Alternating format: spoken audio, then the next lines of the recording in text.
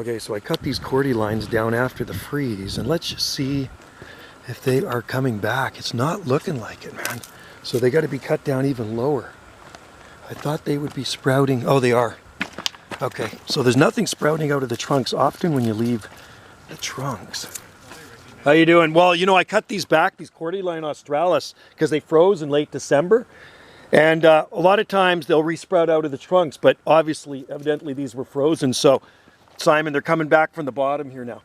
These are classed as Dracaena spikes. People often buy them in this nursery and they put them in the center of their pot and put flowers around them. But if you let them grow, they'll grow into trees. They're called New Zealand cabbage trees, but you can see they're perennial and they're coming back from the bottom here.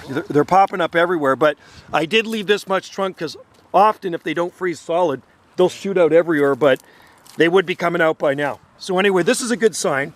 We got some coming out from the bottom. It was a shame. It was a bad end of December. It was a nasty one, right? Cold for here anyway. I didn't like it. We lost a couple of things that survived a lot of. It's amazing what did survive though. Like I look around our garden, it's like, really? You survived and you died? Yeah, exactly. I have a Guatemalan Cherry. I have this cherry I got from Mike Nichols years ago. Yeah. Evergreen Guatemalan Cherry. Didn't even lose a leaf. It's got flower buds on right now, it's fruit on it. It's unbelievable. And that thing is only hardy, they say, somebody said 20 degrees Fahrenheit, minus 6.6. I got down to minus 8, and it looks perfectly fine. Yet there's other plants beside it they claim are hardy or dead. Yeah, no, we had stuff like that. The wind seemed to get a lot of things. See, we didn't get the wind. We have zero wind. So you guys get the wind there, eh? Not where we are. No. But a couple of places they help look after. Yeah. So wind is a killer too, because what it does, it kind of freeze dries stuff. Oh, here's another one here I cut back. Let's just see. This place needs weeding. There's a lot of weeds in here, man. Let's see if this one's, it's hard to tell what's growing and what's not because of the weeds. There's morning glory in here, which is a nasty plant. I'm not seeing anything yet. Darn, too bad. These were beautiful. Oh well. These are New Zealand cabbage? They're called New Zealand cabbage trees. So when you buy them at the nursery, they're called Dracaena spikes. You buy them for a couple of bucks. They're little spikes. If you let them grow big, if it never gets cold enough, they'll turn into 30-foot trees. At Tofino, it's the tree of choice, and I don't think any of them froze over there because they're that much milder.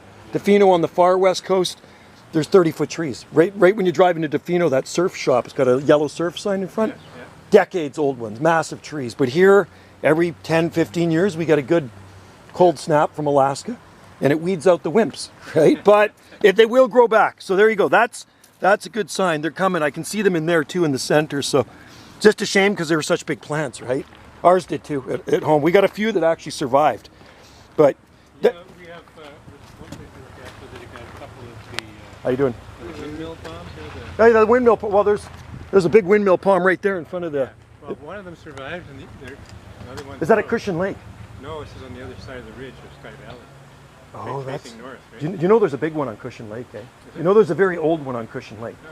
So the oldest windmill palm that I know of, one of the oldest ones, is actually at Cushion Lake, and I spotted it back in the 1980s. I was out there in a rubber dinghy. So yeah, you're at the dock, because you live across the street from the dock, and it's about 3 houses on the right-hand side from the dock. And I'm out there, this was in the late 1980s, and I look, oh, there's a palm tree there. It had, quite a bit of trunk on it back then. Yeah. So I got to meet the owners, and I talked to the owners, and they said they bought the place in '77. And the owner of the original owner was there in 1964. I guess he built the house in '64. And she told me that he took that palm from Stanley Park. 2 palms were planted in Stanley Park in 1968, donated by the city of Odessa, Ukraine. It was a donation by city of Odessa. My friend was at that ceremony. So they planted them at Stanley Park shortly after one was taken. And me being in the Palm Society, that was a talk. Yeah. What happened to that palm tree? That's where it is, and it's still there today. Alfred Temmel, you remember Alfred Temmel? Yeah. So I'm a weather observer, and he's a weather observer. So whenever there's an anomaly, he'd phone me, or I'd phone me. He says, Joe, it gets really cold here. It can get really cold at Cushion Lake. Yeah. He says the coldest temperature we recorded there was minus 17.5 degrees Celsius. Yeah.